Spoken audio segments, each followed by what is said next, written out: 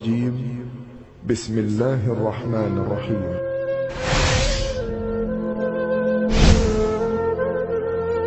رمضان کا مہینہ اور پیر کا دن تھا۔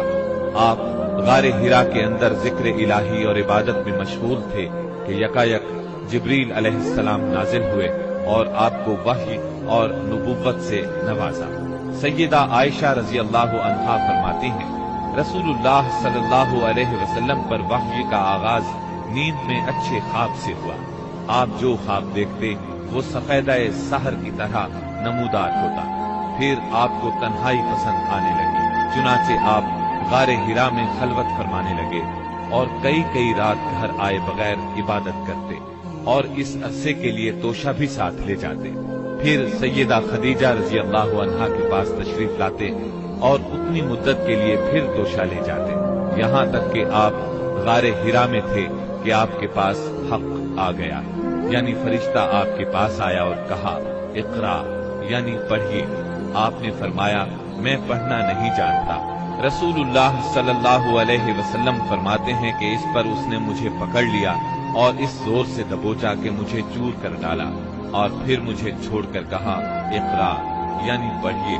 میں نے پھر کہا میں پڑھنا نہیں جانتا۔ اس نے پھر مجھے پکڑ کر دبوچا اور چور کر ڈالا، پھر چھوڑ کر کہا اقرا، پڑھیے۔ میں نے پھر کہا میں پڑھا ہوا نہیں ہوں۔ اب اس نے تیسری بار دبوچا اور کہا اقرأ باسم ربك الذي خلق خلق الإنسان من علق اقرأ وربك الأكرم الذي علم بالقلم علم الإنسان ما لم يعلم۔ پڑھ اپنے اس پروردگار کے نام سے جس نے پیدا کیا، انسان کو لوتھڑے سے پیدا کیا۔ پڑھ تیرا رب بڑا کریم ہے جس نے قلم کے ذریعے سے علم دیا، انسان کو وہ بات سکھائی جسے وہ جانتا نہ تھا۔ اب آپ نے یہ آیات پڑھ دی، پھر آپ ان آیات کو لے کر واپس آئے۔ آپ کا دل کانپ رہا تھا۔ آپ نے سیدہ خدیجہ رضی اللہ عنہا کے پاس پہنچ کر فرمایا مجھے چادر اڑا دو، مجھے چادر اڑا دو۔ انہوں نے چادر اڑا دی، یہاں تک کہ دہشت جاتی رہی۔ پھر آپ نے سیدہ خدیجہ کو واقعہ سنایا اور فرمایا مجھے اپنی جان کا خوف ہے۔ انہوں نے کہا اللہ کی قسم ایسا ہرگز نہیں ہو سکتا، اللہ آپ کو کبھی رسوا نہیں کرے گا۔ آپ صلہ رحمی کرتے ہیں، بے سہاروں کا بوجھ اٹھاتے ہیں، خالی ہاتھ لوگوں کی مدد کرتے ہیں، مہمان کی مہمانی کرتے ہیں اور حق کے سلسلے میں پیش آنے والے مصائب میں مدد کرتے ہیں۔ اس کے بعد سیدہ خدیجہ آپ کو اپنے چچازاد بھائی ورقہ بن نوفل کے پاس لے گئی۔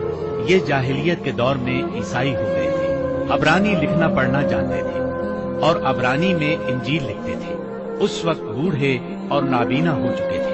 سیدہ خدیجہ رضی اللہ عنہا نے ان سے کہا بھائی جان آپ اپنے بھتیجے کی بات سنیں۔ ورقہ بن نوفل نے کہا بھتیجے کہو تم کیا کہتے ہو؟ آپ نے جو کچھ دیکھا تھا بیان کر دیا۔ اس پر ورقہ بولے یہ تو وہی فرشتہ ہے جو موسیٰ علیہ السلام پر نازل ہوا تھا۔